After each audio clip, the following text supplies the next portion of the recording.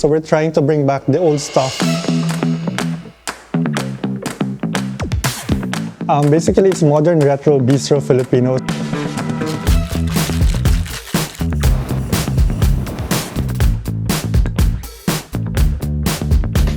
Ikaw lamang ang aking laging binabalikan. I always just keep telling people, just keep pushing, and kung mahal mo yung ginagawa mo, just focus on that and be obsessed about it.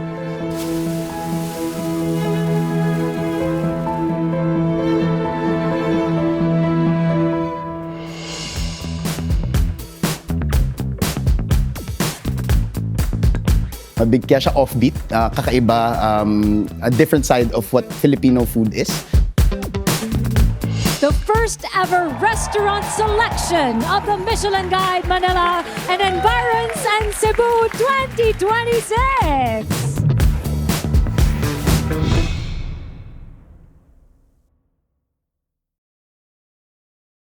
Scene 1 Alpha, take 1. I'm Don Baldosano. I'm chef and owner of Offbeat Bistro. I'm Angelo Comsti, and I'm a food writer and one of the owners of Offbeat Bistro.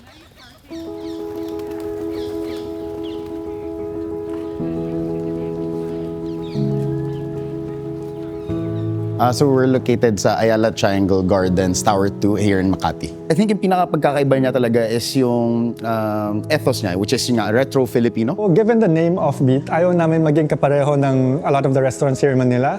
Lahat ng restaurants ko is Filipino, pero I always make sure that they're all pointed as a direction. So we didn't do black, we didn't do industrial, gusto namin colorful. That's why in our restaurant you'll see a lot of red. Which for us is yung old school Pinoy na we can put forward now, today, and applicable and maintindihan pa rin ng lahat. Which is inspired by the paper mache horses from Paete. Also, we have mood lighting so that at night we will have some mood. You'll see the spoon and fork, the big wooden spoon and forks that you see from the old houses here in Manila. But we turned it into a more modern design by adding colors. Red, we turned to old cinemas. It's usually colored in red. That's where we took inspiration from.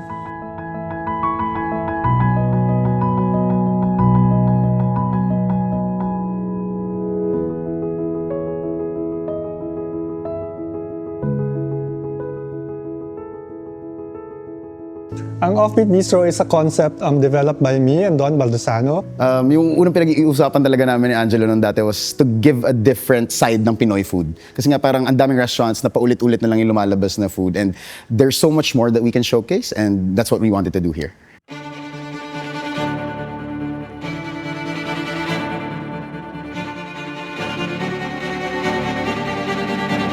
So yung pinaka-best seller namin is our fried chicken inasal. So idea is fried chicken siya, but you have the texture, flavor, and aroma of an inasal.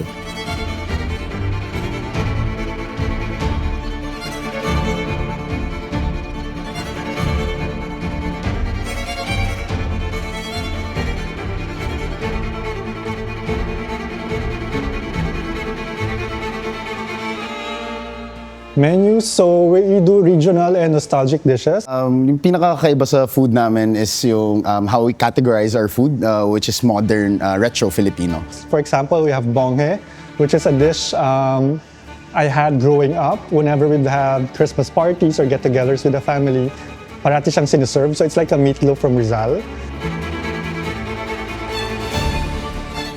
So parang inaral namin ni Angelo yung dishes from hopefully 70s, 80s, 90s. So we're trying to bring back all those memories ng lumang pagkain ng Pilipinas, pero turning it into a more modern palette na mas maintindihan ng lahat.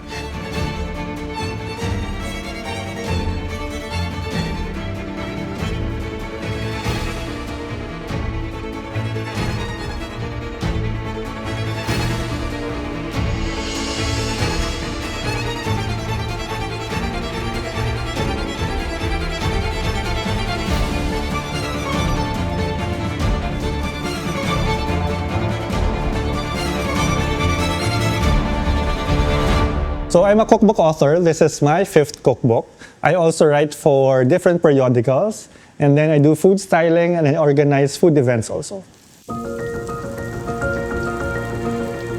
For me, I cook. Yun talaga yung pinaka ko. So I do other restaurants as well. But for me, main thing is sharing Filipino food. I think yung common denominator between Don and I is yung love namin for Filipino food. We both love discovering new dishes sa provinces. I would say yes. So it's a combination of my travels, talking to people, and I would say same for Angelo as well. Yeah.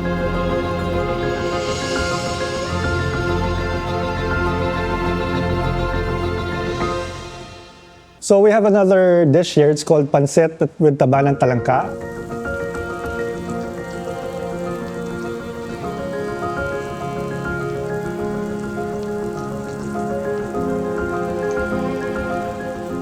So it's basically noodles that we do in-house, handmade, and then it's tossed in taba ng talangka and topped with shrimp.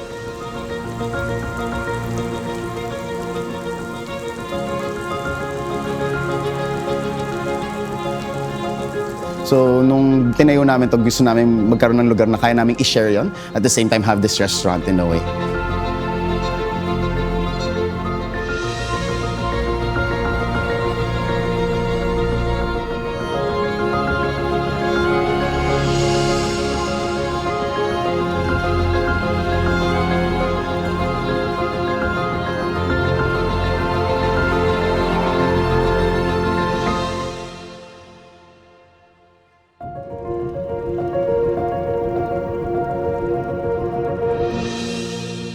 So our operation hours is we're open for lunch, 11:30, and then we take a break in the middle from 3 to 5, and then we're open from 5 to 10. Well, for us, yun nga lang talaga na when me and Angelo started this, it's more of marami kang may alam about Filipino food na ginusto namin i-share. And this restaurant is a best way to do that for us. Okay, so my last cookbook, which is this one, Also Filipino. Also Filipino is a collection of over 75 recipes that I gathered from 22 provinces in the Philippines. So some of the dishes na makikita nyo dito, makikita nyo rin sa menu namin. So friendship namin ni Angelo, well, I would say, yeah, it got through food. Essentially, yung una namin, it was Angelo wrote about me, about Lin Nam Nam, my first restaurant. And then after that, we started hanging out with good food. And from actually that, us hanging out every Sunday, kasama mga kaibigan namin, kumakain kami ng mga laging pagkain Pilipino, yun, naisip namin na why not do a business out of it.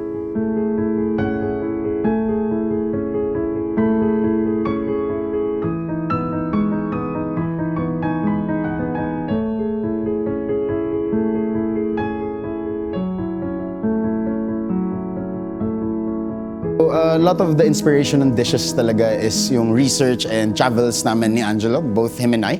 So pareho kami talaga na passionate about Filipino food and learning more about the culture, yung unsung dishes and ingredients.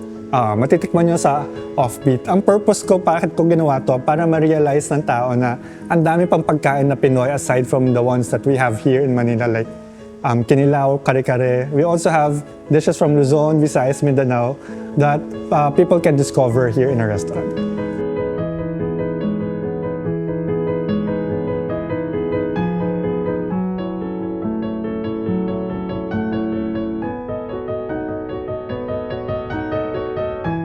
I think ang pinaka-experience nila is it's a new take sa Filipino food.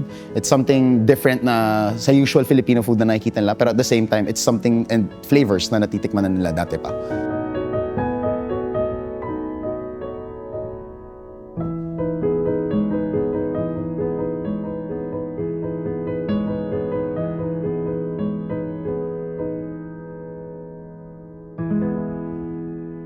We have another dish called fish piaparan, so it's seared fish.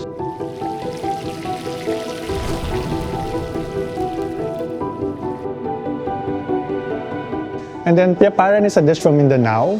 It's usually a dry dish, but we turned it into something wet.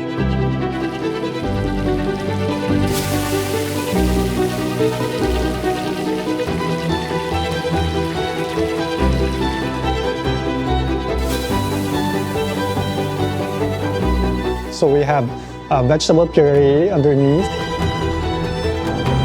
And then there's palapa, which is a condiment from Mindanao. and then oil and burnt coconut oil on the side.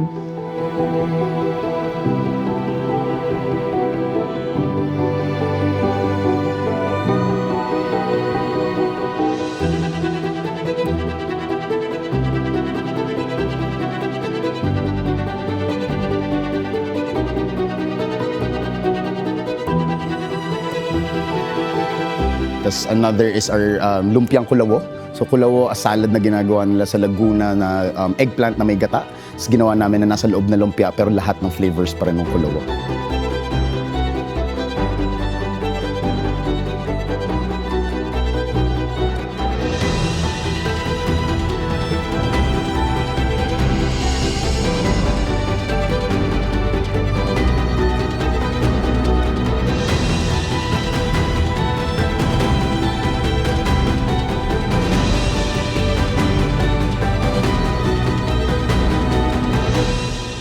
Food experience, so we have small plates, we have big plates, and we have desserts. We also have sides, including the nihaw na baboy na rice or the pancit. But aside from that, we also have beverages.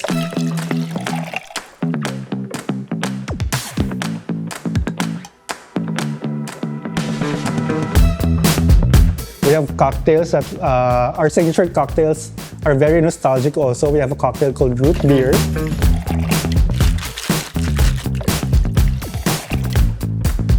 So this drink uses an herb from Mexico that they grow in Bacolod. It's called Hoja Santa. So if you try it, it's color green, but it tastes like root beer.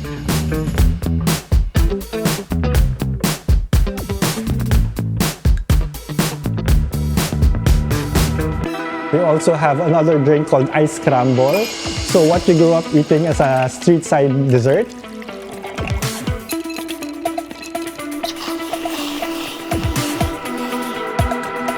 We turned into a sweet alcohol.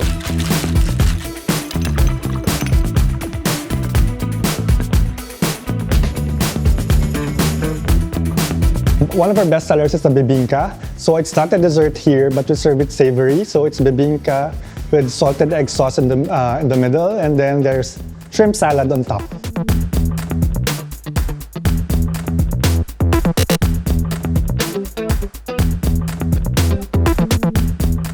The molten lava tablea cake. So it's a tablea cake and dark chocolate cake with a molten middle served with patis caramel and whipped cream.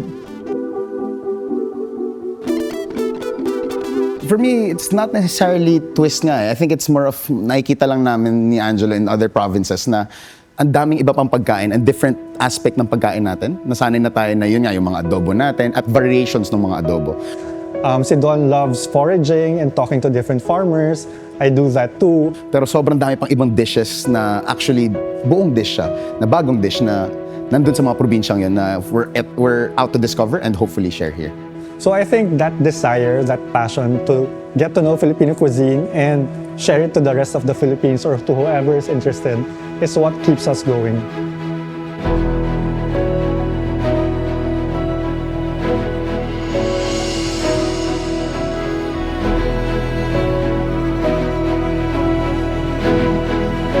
Very great feeling na our restaurant has been selected for Michelin. The first ever restaurant selection of the Michelin Guide Manila and Environs and Cebu 2026.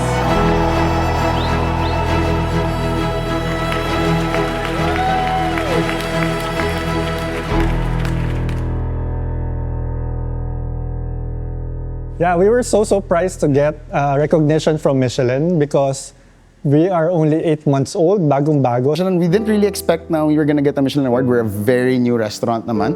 Which means they started kasi inspecting last year pa. So when we opened last April, dapat Michelin ready kami para ma-recognize kami. So honestly, we were striving for something that would be in the level of that, but we never expected anything like that. So far, I think we're doing great. That's why we got a select recognition from them. So it's a blessing for us na we're able to have this opportunity to be showcased.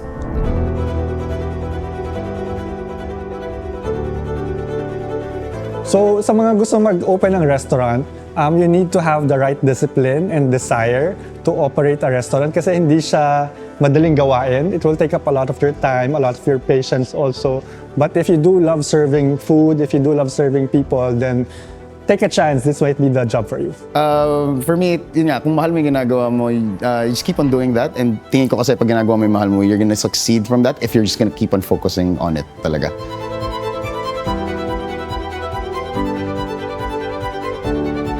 And this is our story.